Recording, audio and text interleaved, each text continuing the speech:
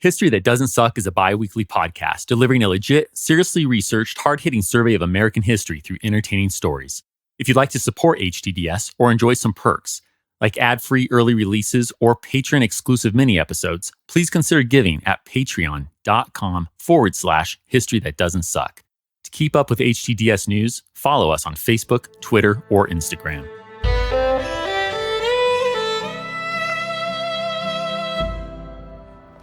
It's a frigid Sunday afternoon, December 20th, 1891.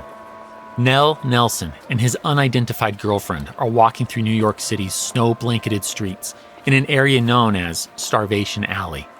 This isn't the sort of place you'd usually see such a posh couple. And no, Nell isn't here for one of his usual journalistic entries in Joseph Pulitzer's World newspaper. Not initially, at least. Rather, they're here to visit and help an old dying friend. But just as they step off Roosevelt Street, three young girls step out of a nearby building. The couple turns white with dismay at these sweet girls' haggard appearance. Each wears nothing but a faded calico dress. They shiver in the cold, hatless, their rail-thin blue legs and bare feet stepping on the ice-cold curb underneath. Their existence is a world apart from Nell and his significant other, who look on in shock at the sight of such young, cherubic poverty. Nell asks the girls, "What are your names? Where's your house?" They only giggle in response. After a bit of unfruitful coaxing, he reaches into his pocket and pulls out a dime, offering it to the girls if they'll lead him and his companion to their place. Entering what Nell later describes as a crumbling old wooden fire trap, that is, the girls' home, the couple is taken aback. They see a newborn, unnamed and without any clothes. A 2-year-old boy chases after and menaces the cockroaches on the floor with a stick. Warming up to the visiting couple, 7-year-old Josie and 8-year-old Annie now approach Nell's girlfriend. With awe and amazement, they run their fingers through the luxurious fur of her coat. And still the room brims with activity as 11-year-old Mammy wipes 4-year-old Edgar's cheek with her dirty apron. 12-year-old Tom tries to squeeze his feet into his beaten, worthless shoes. And 13-year-old rosy-cheeked Delia sits in the corner, giggling at the sight of these visitors. Truly, this place must be home to some of New York's most destitute children. In the other room, 17-year-old Harry is resting on this Sabbath day. It's likely his lone, brief respite in the week. This teen is the man of the house. Day after day, he puts in the long, back-breaking hours required to provide even this meager existence for his 8 siblings. There were more. As Nell and his girlfriend ask the poor, sickly mother how many children she has, she tells them that, though only 9 are living, she never fails to count her 2 departed angels. She is, and always will be, the proud mother of 11. With every passing moment, the couple grows increasingly distressed for this family. Surely there must be something worth looking forward to, some measure of hope. So they turn to that one December event that never fails to bring children joy: Christmas. But Nell and his girlfriend are learning hard lessons today. Maybe that's not always the case. The mention of Christmas and Kris Kringle only brings tears. 7-year-old Josie stops playing with the visiting woman's fur coat. The child despondently answers, "I hanged up my stocking last Christmas, and Santa Claus put a stick of kindling wood in it. That's why I don't believe there is a Santa Claus." Annie joins in with a tremor in her little voice. "Yes, and he only put cinders in mine."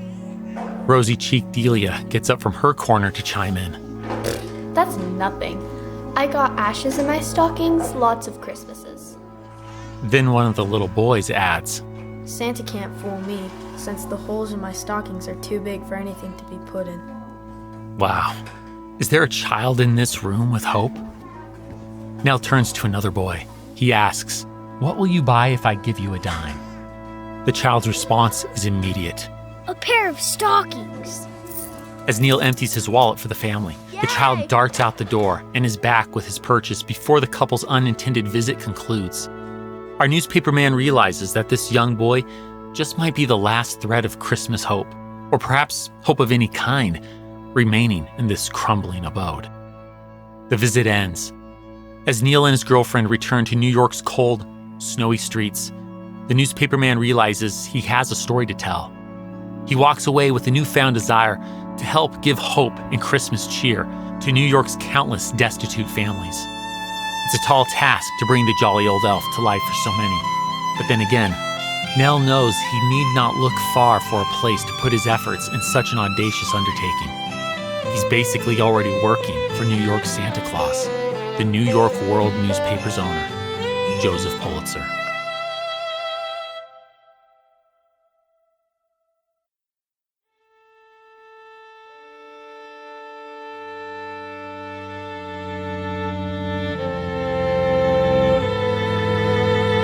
Welcome to History That Doesn't Suck.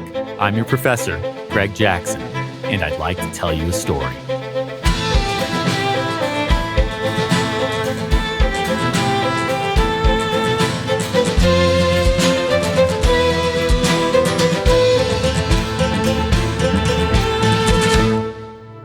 Merry Christmas and Happy Holidays.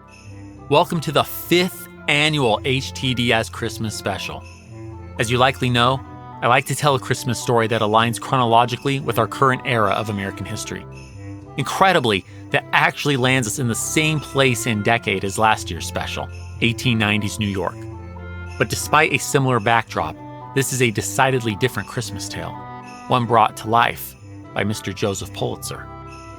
Now, we've met the namesake of the Pulitzer Prize before. You might recall from episode 93 that this 40-something, bespectacled, bearded newspaperman of Jewish-Hungarian origins is an advocate for the poor and destitute, and that he uses his newspaper, the New York World, to raise money for causes he believes in.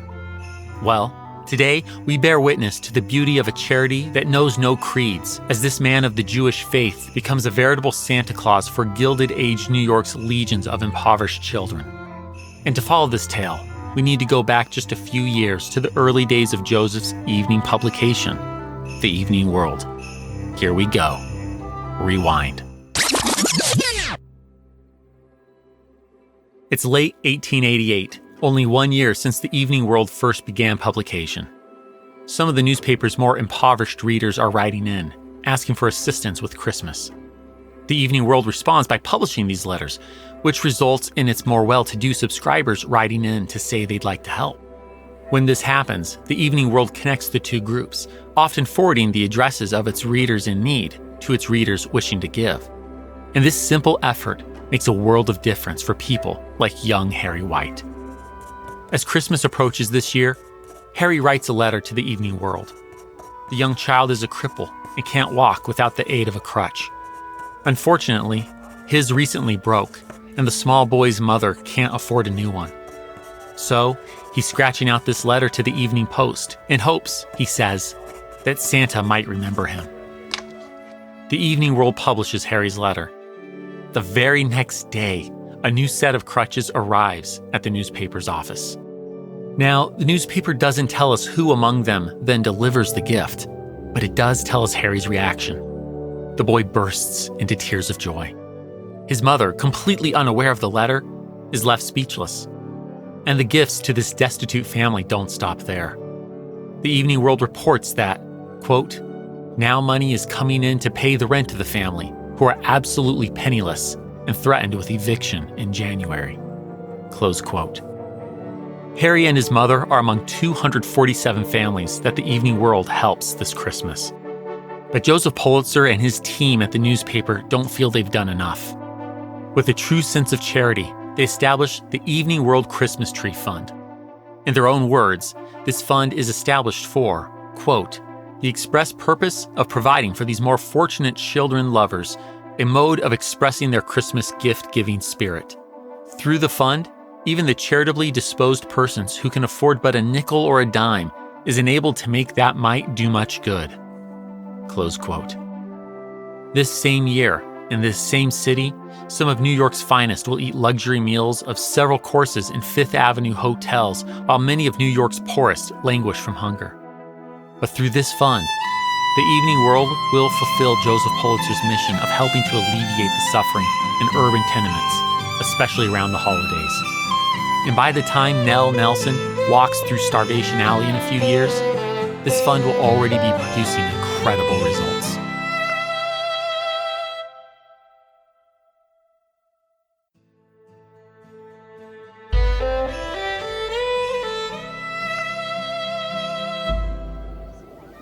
It's about 7 a.m. on a gray and foggy Christmas day, 1891.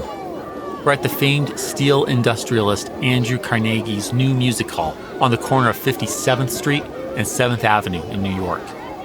But you won't find the venue's usual clientele of top hat and fur-wearing New York elite here this morning. This is a slightly different crowd. Reports vary, but at least 2,500 and as many as 4,000 quote-unquote sooty-faced, poverty-stricken children are waiting to enter Andrew Carnegie's Temple of Music. In the Man of Steel's characteristically charitable way, he and the hall's president, Mr. Morris Reno, have rented out his newly constructed music hall for one of Joseph Pulitzer's Evening World Christmas trees. See, in the 3 years since the Evening World Christmas Tree Fund began, the operation has grown significantly. This year, they're setting up 7 Christmas trees in halls from Jersey City to Brooklyn, from Harlem to right here at Carnegie Hall in Manhattan. Between its now 7 separate trees, the Evening World, which, as the kids can tell you, is merely acting as Santa Claus's agent, of course, is providing gifts for tens of thousands of children.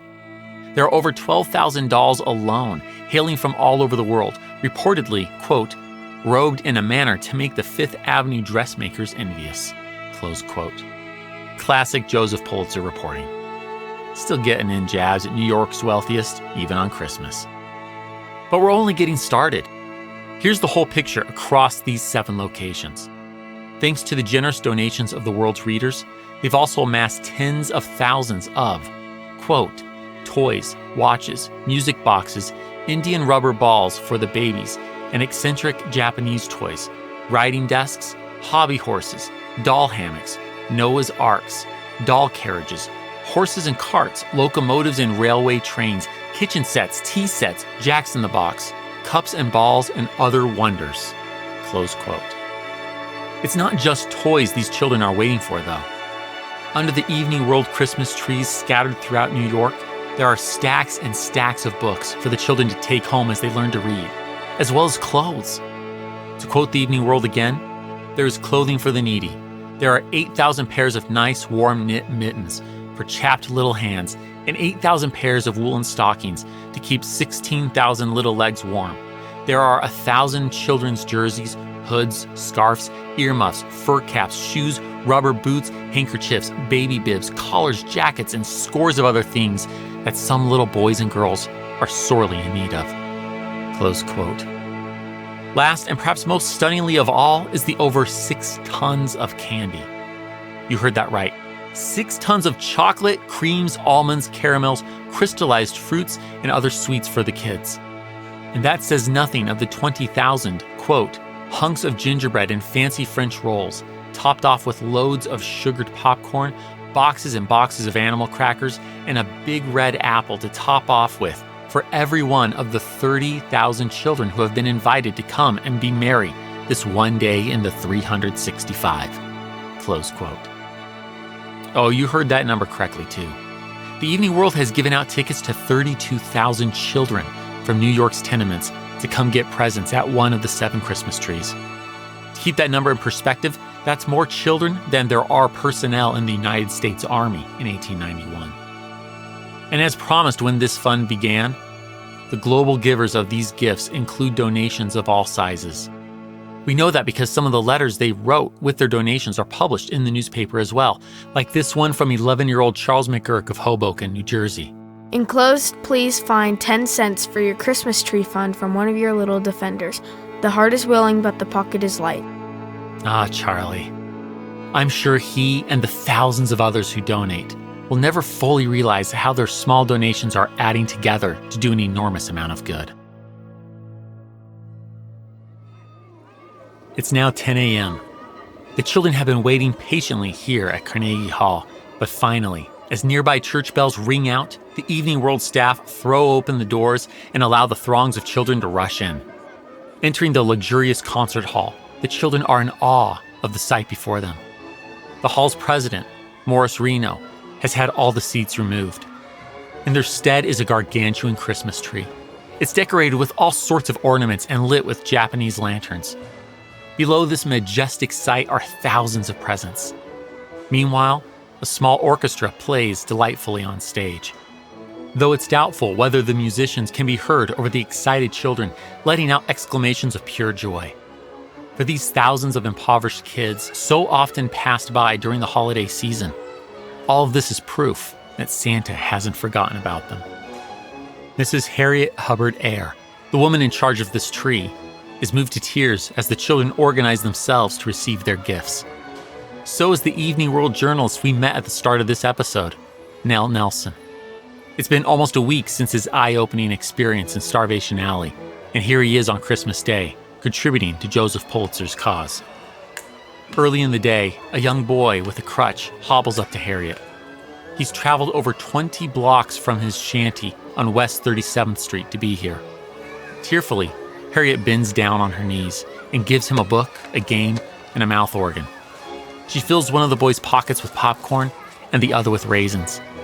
She then tucks an apple in his shirt, pins a box of candy to his button, and puts a hunk of gingerbread in one hand and a sprig of holly in the other. His eyes beam back at the kneeling, crying woman. Then, with the aid of his crutches, he walks away, palpitating with happiness. Not long after, a little girl comes up to Harriet, ready for her gift. Harriet hands the child the usual sweets, then hands her a little doll. The girl's breath is taken away. Really? A doll? And all for her? She cries out with joy, hugs her new doll tight to her chest, and kisses its head 20 times before skipping away happily. Next, a young boy with his arm in a splint comes up to Harriet. He shouts out, "Gosh!" as she hands him a dancing clown with a cap and bells. Now, not every gift is what a child hopes for. But even in these moments, these Evening World workers make a bit of Christmas magic. As the numberless crowds of beggarly children make their way up to the giving stand, one little girl, Nanny, is absolutely excited as they hand her a huge box. But when she opens it, the smile and sunshine in this poor girl's face begin to fade. The workers ask, "Don't you like it, Nanny?" She replies, with sadness in her voice, that she doesn't. Within the box is a child's cooking stove and a book. While both are considered excellent children's gifts, Nanny hoped Santa would bring something else. She explains, They're nice, but all I wanted was a pair of stockings and a pair of mittens. Mama and me wash. She takes in the washing, and I help. And I wanted Santa Claus to give her the mittens to wear when she hangs the clothes out, and I wanted the stockings. Flying into action to help this child who thinks of her mother before herself, the workers find a pair of mittens, exactly the kind that Nanny hoped to give her mother, and give her the money needed to buy a pair of stockings. The thoughtful girl sticks the money in her new book, and laying the mittens across her children's stove, joyfully departs, assured that Santa didn't forget her. Nell reports one final story of children getting gifts from the Evening World, that of a young African-American girl named Leah. The workers find this small child being comforted by her mother in a corner of the room. It seems that Leah received a pink and yellow jack-in-the-box, but she finds it terrifying. Well, this will never do. They take little Leah to Harriet and ask what can be done. Harriet turns back to the tree and produces for Leah a tennis net, a doll, a toy lamb and rooster, as well as a Christmas bell all wrapped up together. Little Leah is overcome with delight. Her mother cries out to Harriet and her fellow workers, quote, "Oh, honey dear, may the good Lord of heaven bless you all." And so the gift-giving goes all day long, bringing joy and laughter to those New York children who've never otherwise caught a break. We don't know if the same family Nell Nelson met days earlier on Starvation Alley made it to one of the 7 Evening World Christmas trees around New York. But we can hope that those 9 siblings, 11 at heart, number among these 32,000 children today. But there is one thing we know for certain, that Joseph Pulitzer, a man too busy doing good to worry about theological dividing lines, truly became Gilded Age New York's real-life Santa Claus. His might-giving Evening World readers became his elves. Together, they gave an enormous number of impoverished children and their families a day, not just of presents, but of feeling seen, loved, valued. A Christmas day that Nell Nelson later reports to be the gladdest I ever saw. And that's all there is about it. History That Doesn't Suck is created and hosted by me, Greg Jackson. Various Gilded Age children read by the Jackson Kids. Episode researched and written by Greg Jackson and Zachary Weaver. Additional research by Joshua Bentley. Production by Airship. Sound design by Molly Bach. Theme music composed by Greg Jackson. Arrangement and additional composition by Lindsey Graham of Airship. For a bibliography of all primary and secondary sources consulted in writing this episode, visit HTDSpodcast.com. HTDS is supported by fans at patreon.com/History That Doesn't Suck. My gratitude to you kind souls providing funding to help us keep going. Thank you. And a special thanks to our patrons, whose monthly gift puts them at producer status. Nanette Averill, Fox Barrett, Victoria Bennett, Amanda Bragg, Henry Brunges, Will Caldwell, Christopher Cottle, Jason Carsons, Bryce Chaplin, Beth Missles Chris Jansen, John Frugal Dougal, Kyle Decker, Bob Drazovich, Joe Dobis, Michael and Rachel Ercolini, Diego Flectis, Andrew Fortunati, Kyle Gensler, Lee Goldman, Jennifer in Houston, Mike Healy, Brad Herman, Noah Hoff, Jeremy James, Dex Jones, John Keller, Todd Kine, Amber Clandred, Aaron Lapellis, Chris Mendoza, Rich Miller, Matthew Mitchell, Michael McWhorter, Jeffrey Moots, Nick Navoda, Fox Osborne, Amanda Parker, Christopher Pullman, Sean Reagan, John Schaefer, David and Alexander Sharp, John Savage, Scott Slaymaker, Kirk Somero, Thomas Stewart, Stephen Thomas, Bill Thompson, Sarah Treywick, Brandon Unheim, TJ Walker, and Jeffrey Watts. Join me in 2 weeks, where I'd like to tell you a story.